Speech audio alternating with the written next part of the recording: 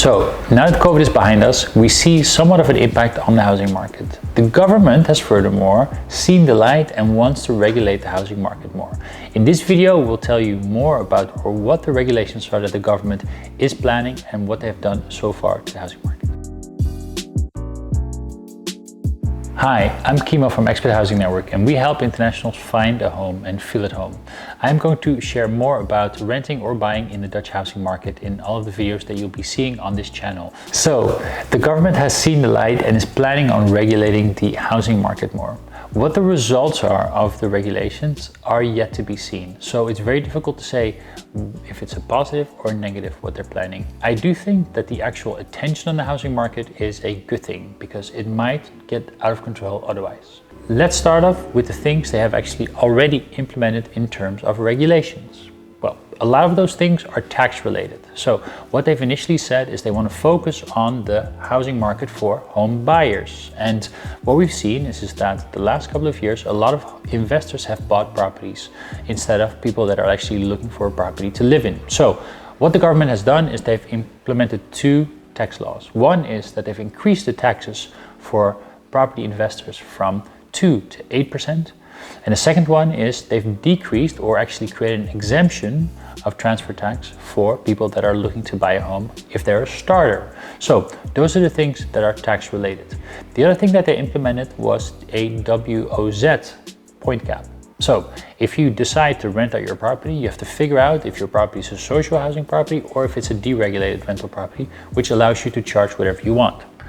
We have something called a point system, and a point system allows you to understand if you meet the threshold for it to be deregulated or if you're below the threshold for it to be regulated. Up until the 1st May, the amount that was attributed to your property by the government, which we call the WOZ value, counted towards the amount of points that you received. Well, they've capped that to 33% of the WOZ value, which means that a lot of the properties that received a large amount of points because the value increased now will receive less points and therefore will no longer be a deregulated rental property but a regulated rental property. Those are the most impactful regulations that we have seen from the government in the last year and a half. Now, let's look forward to the things that they are planning or they have planned. Well, Hugo de Jonge, which is our Minister of, well, let's call him Living, is planning on regulating the rental market and housing market even more. What are his plans? So the majority of his plans evolve around making the market more accessible and more affordable. So what he's planning on doing is creating a mid-segment.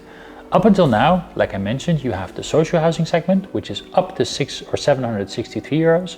And then above that, it's kind of like free for all. So there is no middle. So the difference or the gap between 763 and the next up properties is often 300, 400, 500, 600 euros.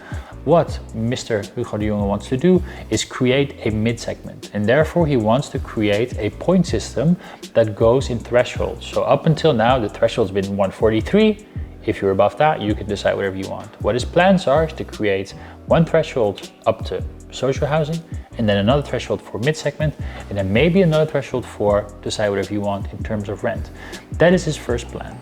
The second plan is just to put everything together and say, okay, hey, let's create one threshold, but just make it a lot higher. Currently it's 143.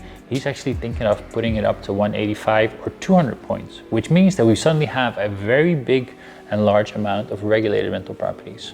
Who knows what will happen if that will take place or when it will actually take place. There's still some vagueness around that. The last one, and this is maybe something that might be interesting for anyone that is renting currently, is that a couple of years ago, the government has instated a cap on what private owners could charge in terms of rental increase. What they said is we're going to cap it at inflation plus 1%, because before that there were no clear restrictions around that. However, when they installed that law, they did not know that this year inflation would go up to 8, 9, maybe even 10%. So they're currently working on a rule or regulation that actually caps the total percentage or the total amount that people can actually increase their rent in 2023. So that might be a good one to look out for. Is there anything else? Please pay attention to either our website, our YouTube blog, or on the government website to see if there are any other regulations that they're planning on doing. So now you know what the government is planning in terms of regulations and what they've already passed in the past. So it's good to know what the actual housing market consists of, because we're talking a lot about social housing, private sector housing, and we have a few videos that might shine a little bit more light on those topics. Click on the link in the above corner and learn more about social housing and deregulated rental or private sector housing. We hope you find it interesting and see you in the next video.